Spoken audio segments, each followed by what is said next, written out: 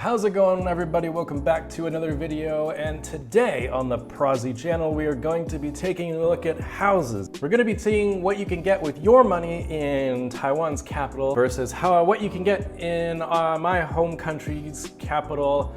Do you know what the capital of Canada is?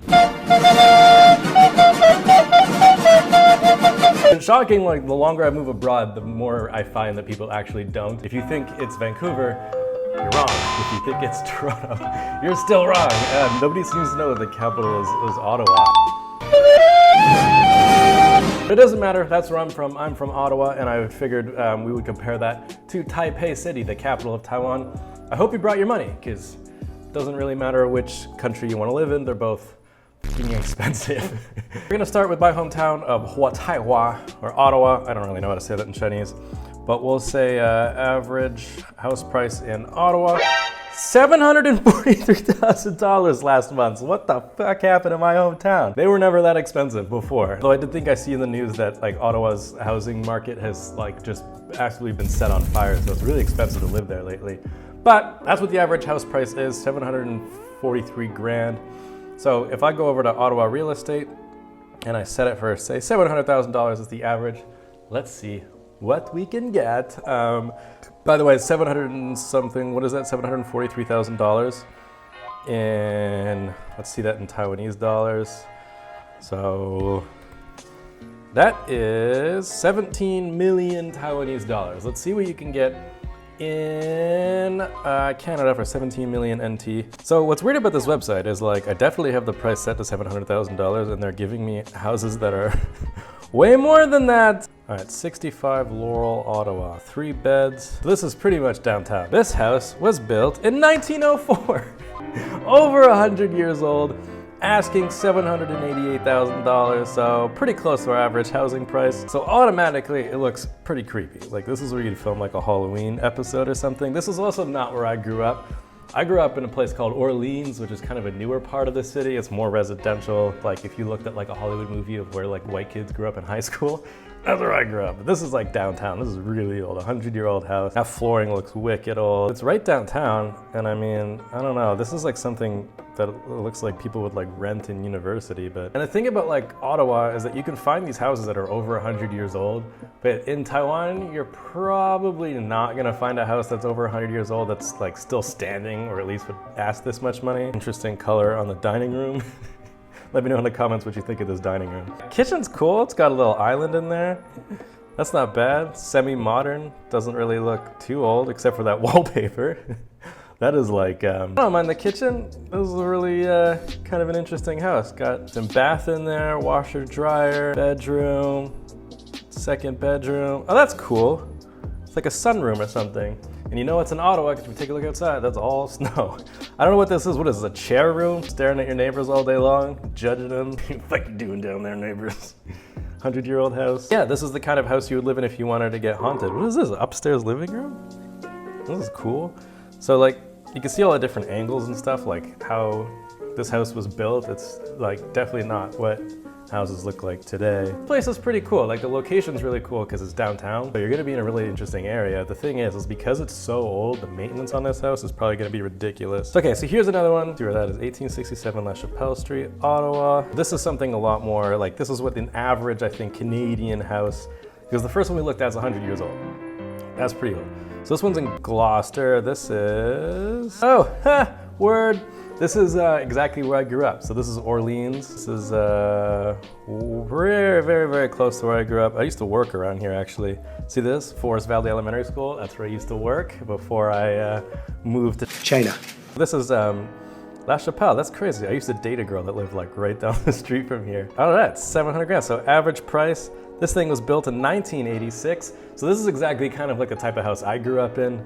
Very residential, 2-car garage attached to the house. You got the living room over beside it. This is like super typical of a house, at least in Ottawa. I'm pretty sure most major cities is what they look like. Very standard living room, dining room, sweet kitchen. This is exactly, I bet you like this is my friend's house or something, because I remember having a house party that looked exactly like this with an island right there.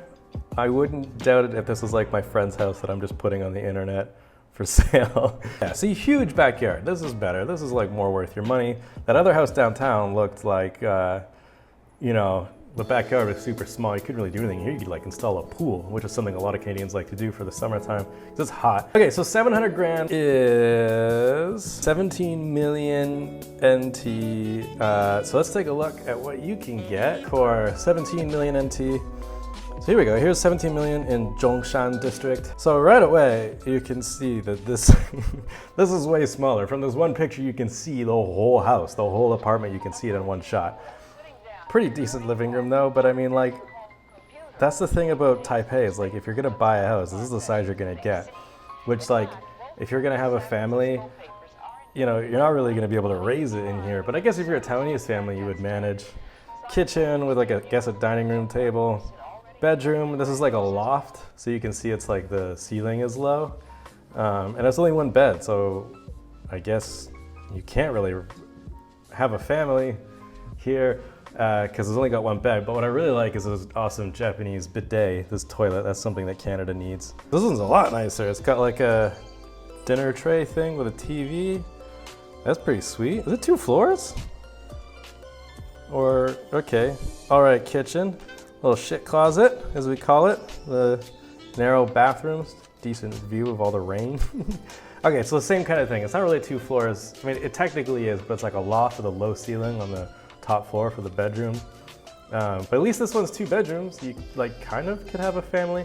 This is the thing. I don't understand how young Taiwanese people, like if they want to start a family, and you know you're saving all your money, you gotta have a ton of money. And this isn't even like the average. I'm looking at like cheap houses. There's one near Xingtiangong Station. Got a big old kitchen.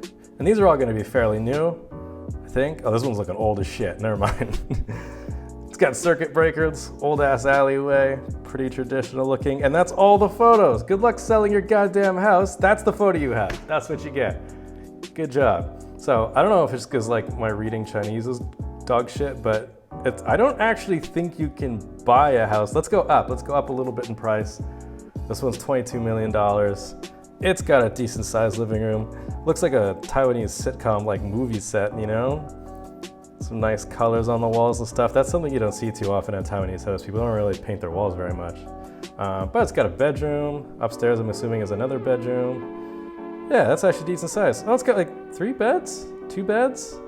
Decent sized bathrooms, a little like, what the fuck you doing neighbor's room, little sunroom, floor plan, you know what I mean? So as you can see, for the same amount of money, you can get these houses, or in Canada, you can live in a 100-year-old haunted house, or this sweet ass house that I grew up in. I mean, it's not my house, but like the difference is insane. It's obviously 10 times bigger than an apartment you get in Taipei. But yeah, there you have it. You've got the average house price in Canada. You can get absolutely dick all in Taipei. That was interesting. I think in the next video, I'll take the average house price in Taipei and see what absolute godlike mansion you can live in my hometown. So there you have it. I always thought Ottawa was crazy expensive. I can't afford to live there, but Taipei absolutely blows it out of the water. I definitely can't live there. The housing prices there are absurd. But anyways, that's it. Those are a few houses in both of these cities, my hometown and Taipei. Hope you enjoyed it. If you want to see more, comment down below. If you haven't subscribed yet, that would be fantastic. Maybe it might help me get enough money to actually buy a house somewhere that is in the middle of nowhere. But anyways, yeah, stay positive, keep your stick on the ice. See you guys on the next one. Bye.